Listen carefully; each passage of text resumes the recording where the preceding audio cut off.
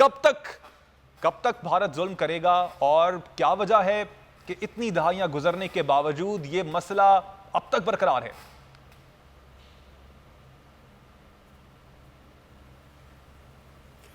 اس کا بڑا ایک گہرا مسئلہ ہے، وہ یہ ہے کہ ہم کشمیر کی تو بڑی باتیں کرتے ہیں پاکستان میں، اگر یوم سیاہ ہو گیا یا کوئی وہاں یہ جس طرح یہ تشدد کر رہے ہیں ہم اس پہ بات کر لیتے ہیں، جس طرح 370 لے کے آئے اور یہ ہم باتیں کر لیتے ہیں۔ دیکھیں ہمیں اس کو بڑے سینسیبل طریقے سے دنیا کے آگے اپنا کیس پریزنٹ کرنا ہے۔ ہمارے پاس 3 سینٹرز ہوتے تھے، Kashmir centre Brussels, Kashmir centre London اور کشمیر سینٹر واشنگٹن۔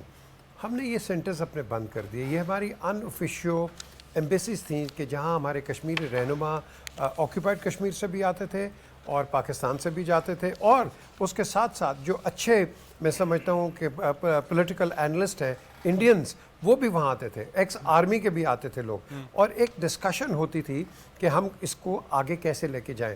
ہم نے یورپین یونین میں تو وہیں ہوتا تھا، یورپین یونین میں ہم نے کور کیا، بتایا میس گریوز، بتایا کہ جو جینوسائیڈ انہوں نے کیا ہے، بتایا کہ پریگننٹ عورتوں کو بینٹس مارے، پریگننٹ عورتوں کو بینٹس، ان کی یہ صفائی، یہ ہمارے ساتھ تو لڑ نہیں سکتے ہیں، یہ بیچارے نہتے کشمیریوں کے ساتھ انہوں نے کیا حال کیا، پھر پیلٹس، اور اس کے بعد آپ نے دیکھو کہ وہاں اتنی ریزنٹمنٹ ہو گئی ہے کہ آپ اس کا بیان نہیں کر سکتے۔ خالصتان کے اندر جب اندرا گاندھی کو اسیسینیٹ کیوں کیا؟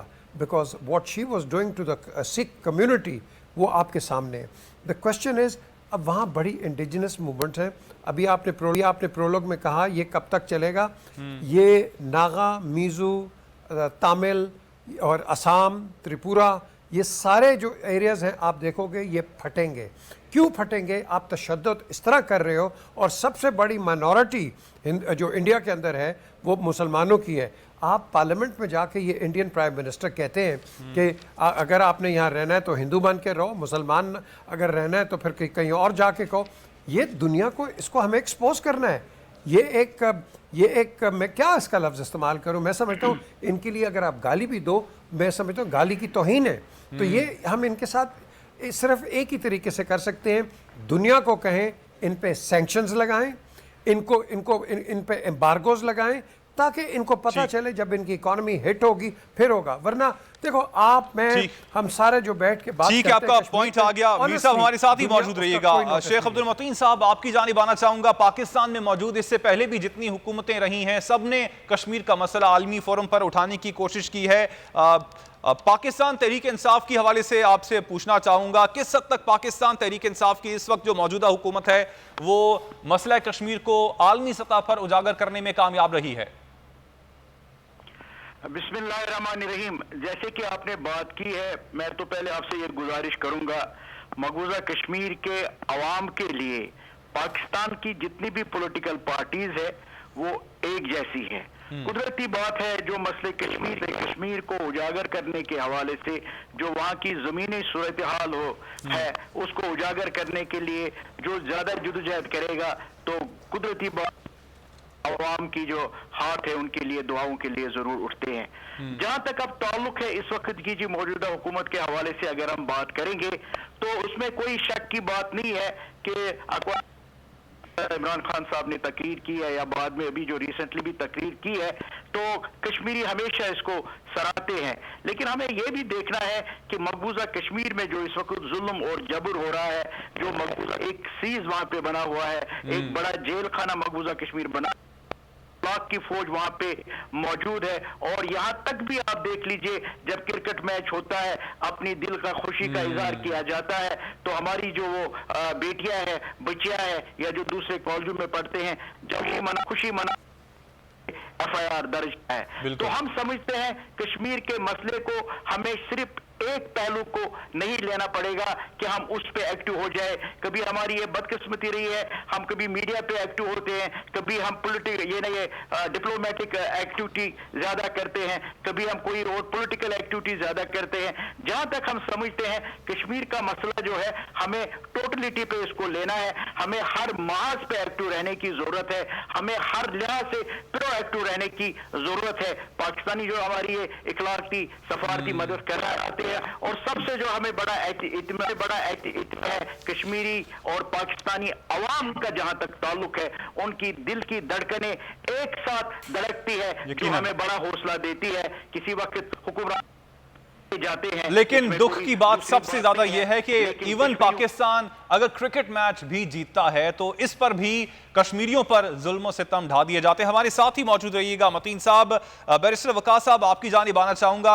आपसे यकीनन मैं बीइंग अ सोशल एक्टिविस्ट भी सवाल करूंगा, लेकिन बतौर लीगल एक्सपर्ट आपसे पूछना चाहूंगा अक़वाम मुत्तहिदा की करारदादों के हवाले से वो कहां पर खड़ी हैं? क्या वजह है कि 7 दहाइयां गुजर जाती हैं, अक़वाम मुत्तहिदा का इतना बड़ा फोरम है और अभी तक इस मसले को हल करवाने में नाकाम दिखाई देता है? जुल्म सितम की दास्तानें हैं सबके सामने, वीडियो हमारे पास सारों के मौजूद हैं, जो जिन पे जुल्म सितम ढाए जा रहे हैं वो खुद सामने आते हैं, अपनी रुदात बयान करते हैं, इसके बावजूद अक़वाम मुत्तहिदा खामोश है।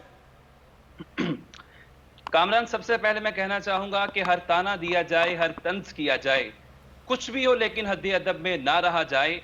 तारीख ने कौमों को दिया है यही पैगाम, हक मांगना अगर तौहीन है, हक छीन लिया जाए। कामरान, जहां तक आपने लीगल एस्पेक्ट्स की बात की तो आर्टिकल 99 है यूएन चार्टर का, that is crystal clear in this regard, जो ये कहता है कि सिक्योरिटी काउंसिल की और यूएन की ये जिम्मेदारी है कि दुनिया में जहां पे भी वॉर एंड टेरर की सिचुएशन हो या जहां पे भी पीस एंड प्रॉस्पेरिटी की वायलेशन की प्रोबेबिलिटी या एप्रीहेंशन हो, तो वहां पे वो सो मोटो एक्शन लें और उस पीस एंड प्रॉस्पेरिटी की जो वायलेशन नजर आ रही है या हैजर्ड है या एप्रीहेंशन है, उसका कला कमा करें, सद्देबाब करें और दुनिया में पीस एंड प्रॉस्पेरिटी को प्रमोट करें। और यही पर्पस था जो आपने बात की स्पेसिफिकली कि यूएन की क्रिएशन का मकसद ही ये था।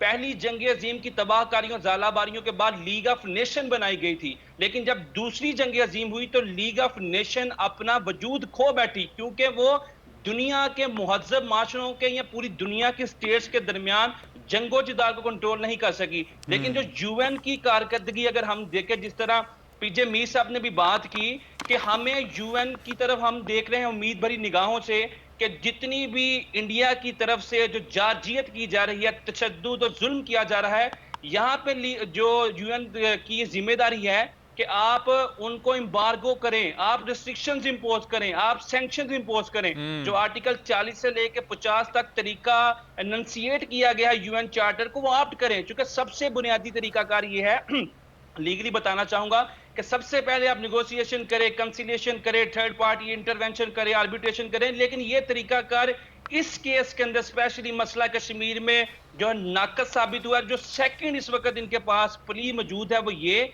कि ऐसी रियासतें जो दुनिया में वॉर एंड टेरर को प्रमोट करती हैं, उनकी फजाई, उनकी जमीनी हदूद को आप ब्लॉक करें, एम्बार्गो करें, उनको दुनिया में आइसोलेट करें।